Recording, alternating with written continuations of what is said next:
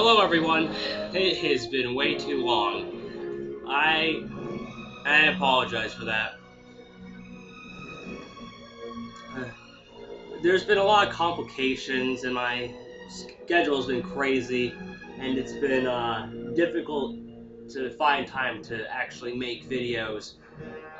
Even though I've posted quite a bit within the time span from when I did the last Let's Play episode, I still had a hard time finding my way to do them, and and I tried to have a schedule set out for what videos I do when the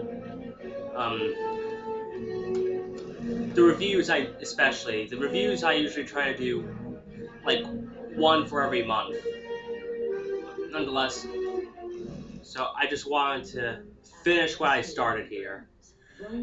I don't remember if I had the update installed last time I did it, because quite frankly I don't really watch my videos all too much, especially the unscripted ones, but I know that there are a lot of people who like this sort of thing and it can be enjoyable, and I want to improve upon myself and how I do it, and of course that's going to be a gradual process.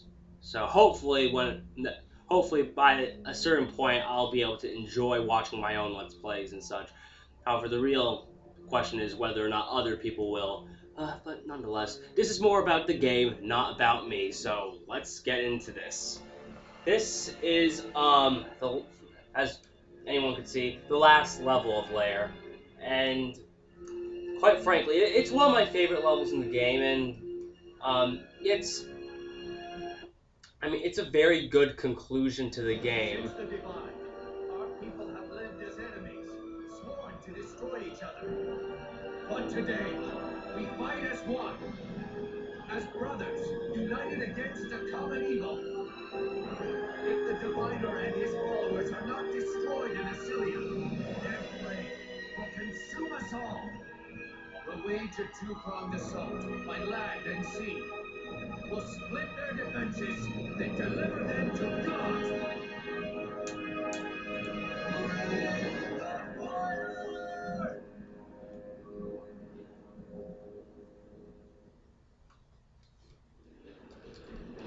Rome, we'll need to protect the fleet.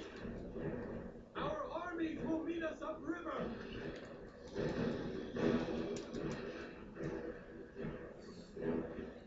Incoming dragon riders.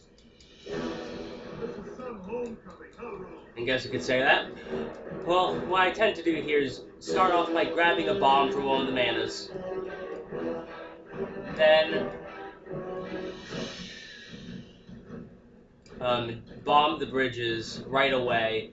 The other dragon riders can really take care of this. They're relatively safe from the Sky Guard. Wait, what the hell is there's a flag still there? Asylian flags. They have the power to defy gravity. Alright. Oh, they will in a moment.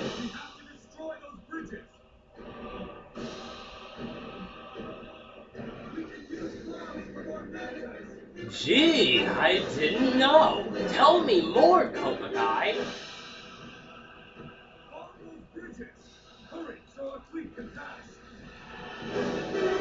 Oh crud, I just wasted that last bomb.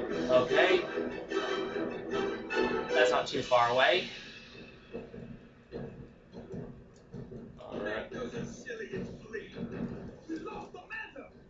Not the mantas! I've probably made that joke a million times, but I honestly don't remember.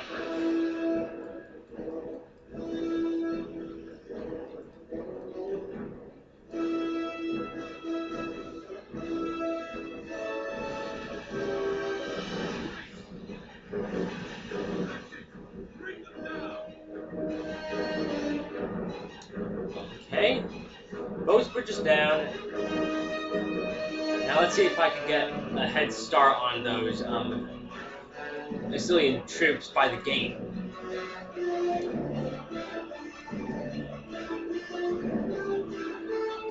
Yeah, this is actually the same location as Blood River, but of course, different perspective.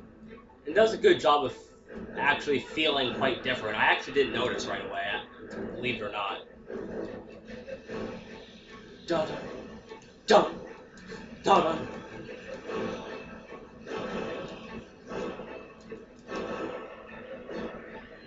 Let's just say this stage has a really awesome version of the Lair theme. Asylian mantis incoming. Take them out before they get to our troops. Head them off. Quick. And here's just a part of it. Da da da da da da da da da da. And here comes the awesome part. I won't hum.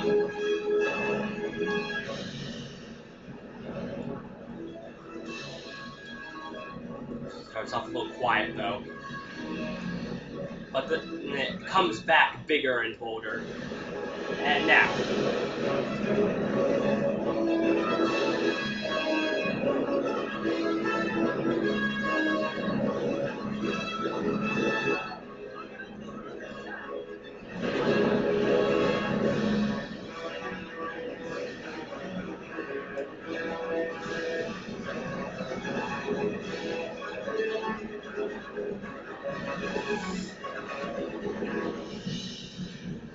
Yeah. Unfortunately, that was only part of that epic remix, but don't worry, that's we hear more of it later. All right, now it's time to take down all of these troops, and this is a bit it's harder than it looks. Let me just say that right off the bat.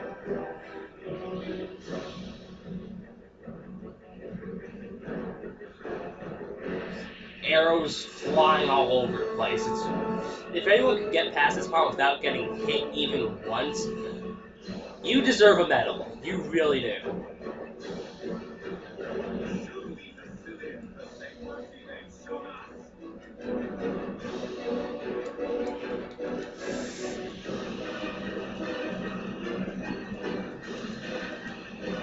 Alright, first I'm going to try to take care of the arrows and then focus on their legs later.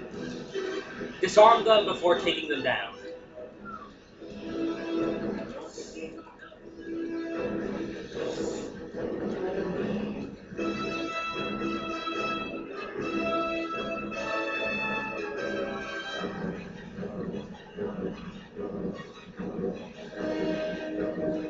Alright.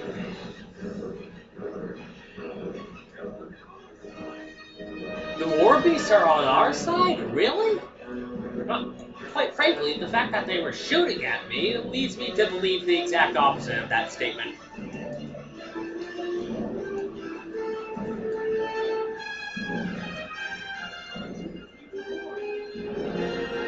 Oh, they shall receive it.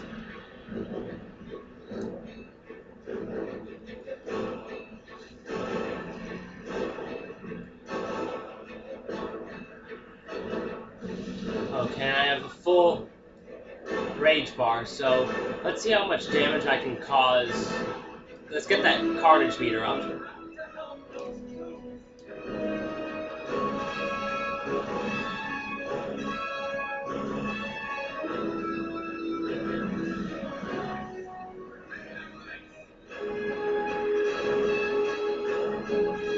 Okay, now let me take care of the other ones. Okay. Get over there, latch.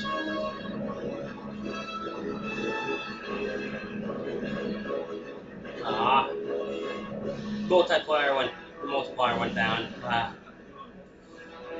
well, that's still a lot.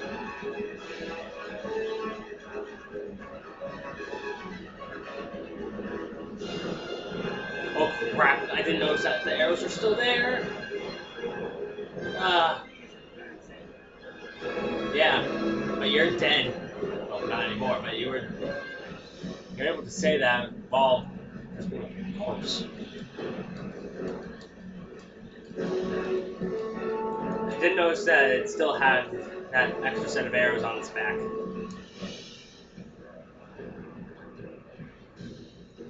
Alright, now take care of what I just... Alright. Forward to the dash. Oh, crap. I landed.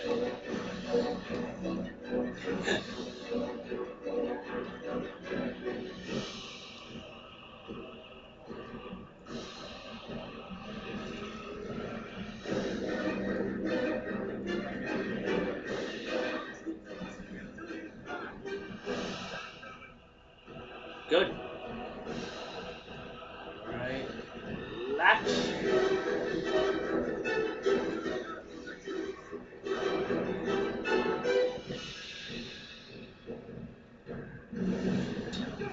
Almost out of this.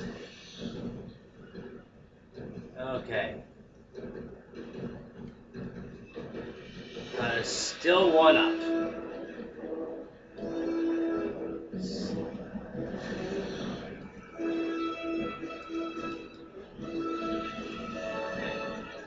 Perfect. And the troops should take care of themselves. There we go.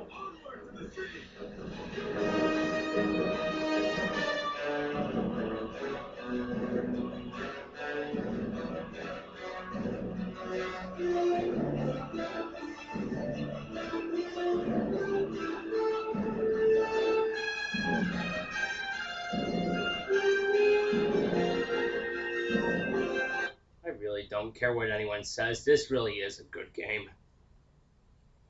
What's that annoying beeping noise? Ugh. Whatever. Koba-Kai, that's the Diviner's Tower.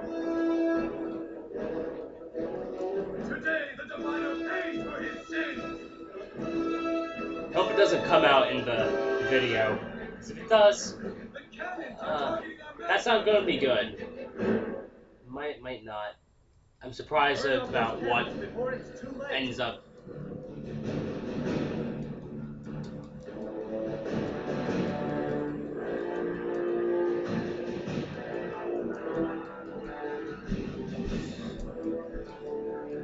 And of course, there's Firestorm. I love that song.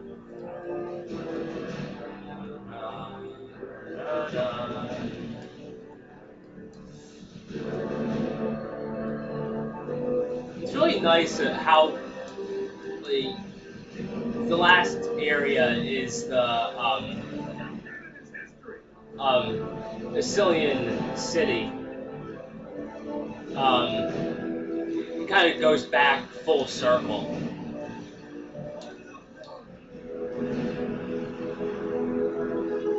Which is really appropriate when taking into consideration the story about Roan observing like both sides, and he comes back with a different perspective, that sort of thing.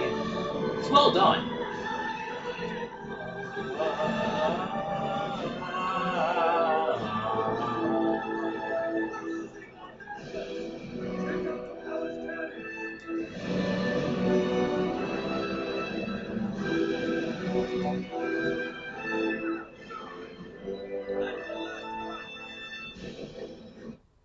Now here's where the real epic stuff comes in. That beeping's really driving me nuts. I really hope you guys don't hear it.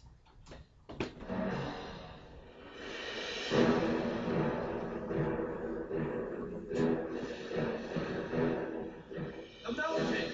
It's erupting! The city will be destroyed! If we don't avert the eruption soon, it will be too late! We can use bombs from our mantas! Drop them into those crevices!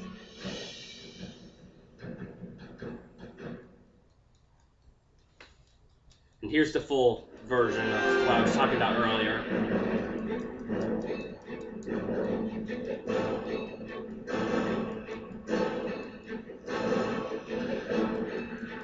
quite frankly, I really see this as just an epic conclusion to the game.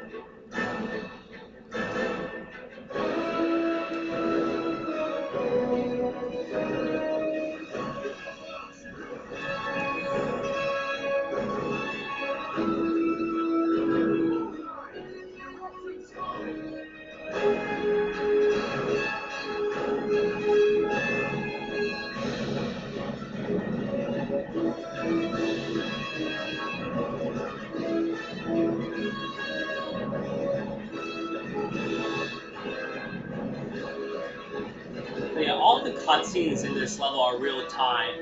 They're all in real time, and that's really good. But the problem is, sometimes mantas or something's get in the way like it did there. No, it shouldn't happen for the other ones. It's always just that opening one. If you don't get there at the right time, the fire will go right through the manta and it won't do anything to the manta. It's just kind of annoying.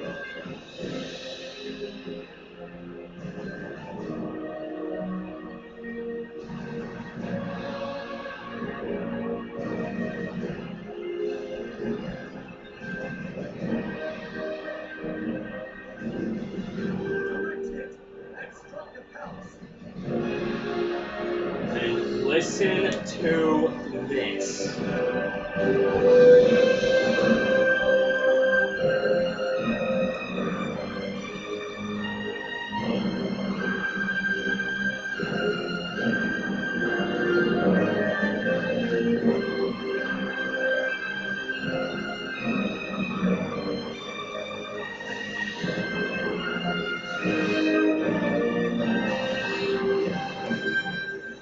That is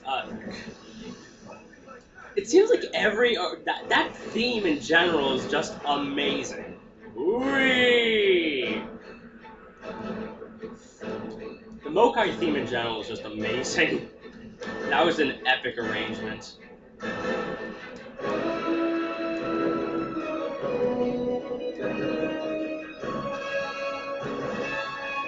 Last bit.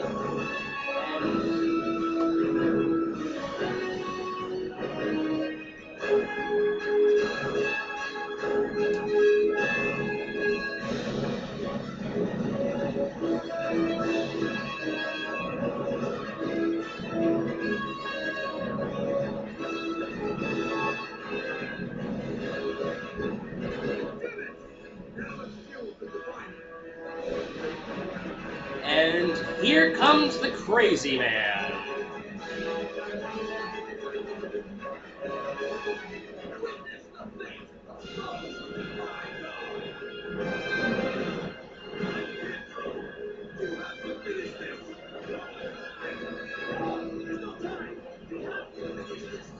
Talk about accepting of other people's ideals. Well, that's not Asylia.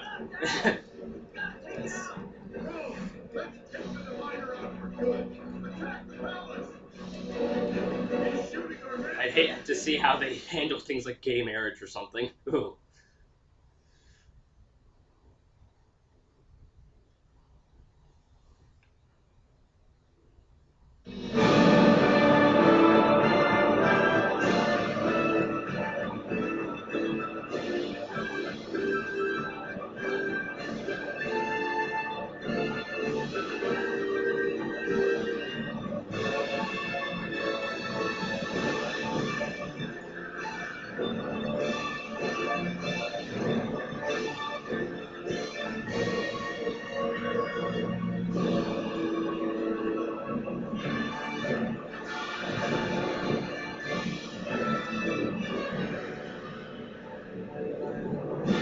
That was rewarding. That was really rewarding. But I'm going to shut up during the second part because, God, it gets me every time. Koba-Kai, you were right about the sunsets in Asylia. I'll get help. No. Stay.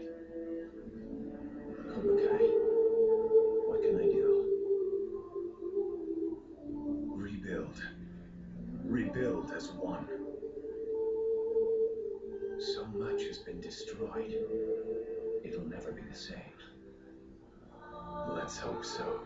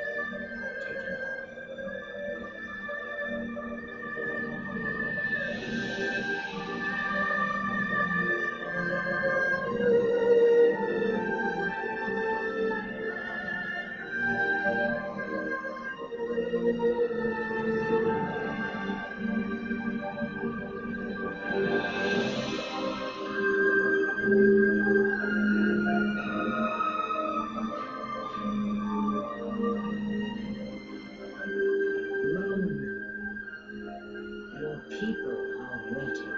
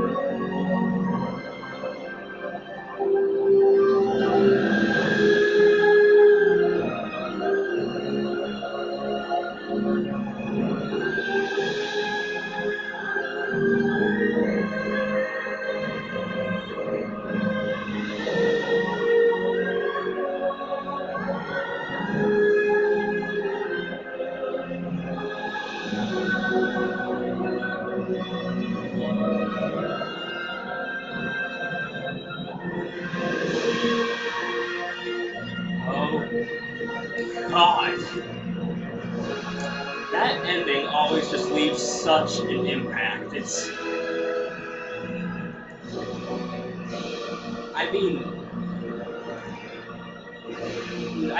I mean, I actually like, to go wait for this music to die out. But yeah, usually, I kind of like it when stories, try something different a little bit.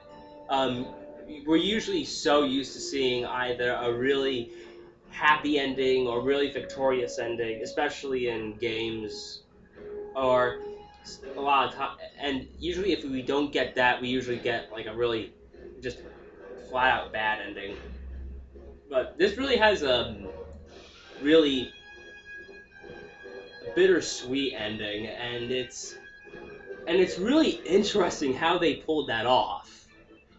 It, and going through and looking at the story from the whole game, it's really amazing. They and it really shows you like the damage that was done. Um, they